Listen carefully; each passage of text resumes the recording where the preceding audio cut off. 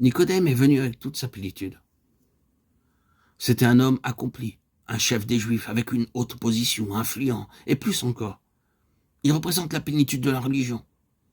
Alors, le Seigneur, virtuellement, lui dit « Tu dois tout délaisser et tout recommencer, comme un nouveau-né. Tu es préoccupé par le royaume des cieux, mais tu ne peux rien apporter de tout ce que tu es dans ce royaume. » Au jeune homme riche, il lui dit « Tu ne peux pas introduire tes richesses dans ce domaine. Tu peux avoir beaucoup de richesses naturelles, intellectuelles, matérielles, être influent, avoir une bonne position sociale. Mais rien de tout cela ne te permet d'avoir une position dans le royaume des cieux.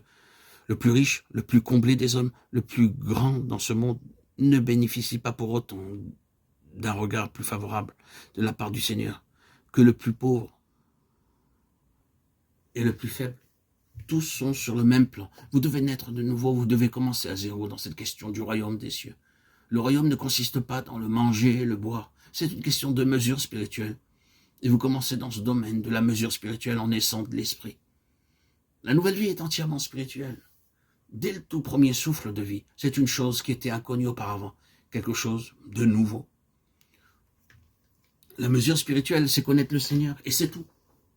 Notre position, le rang dans le royaume des cieux, est simplement une question liée à la connaissance du Seigneur. Et si nous parvenons à une plus haute position, ce ne sera pas à cause de certaines préférences, mais par l'accroissement de notre mesure spirituelle. Les personnes qui comptent dans les cieux sont des personnes spirituelles, et ce qui importe, c'est le degré de leur spiritualité. Cette spiritualité consiste à connaître le Seigneur. Nous pouvons être assurés que le Seigneur lui-même s'évertuera à nous introduire dans la connaissance de sa personne. C'est la seule chose qui est réellement de l'importance. La croix est le fondement de la connaissance du Seigneur.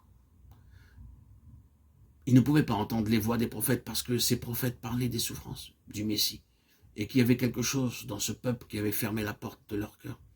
Ils n'étaient pas prédisposés à une telle chose.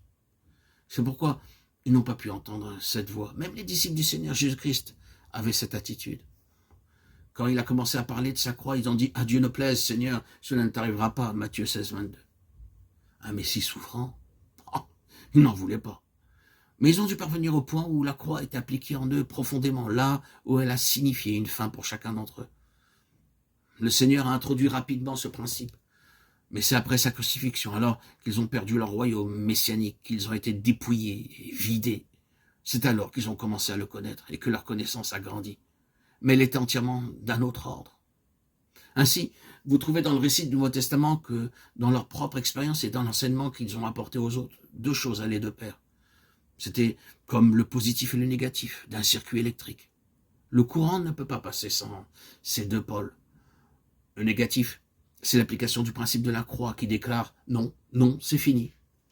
Mort à vous-même, mort pour le monde, mort à l'égard de votre propre vie naturelle. » Mais le positif, c'est le Seigneur, l'Esprit de Dieu, puissamment présent, mais toujours main dans la main avec la croix.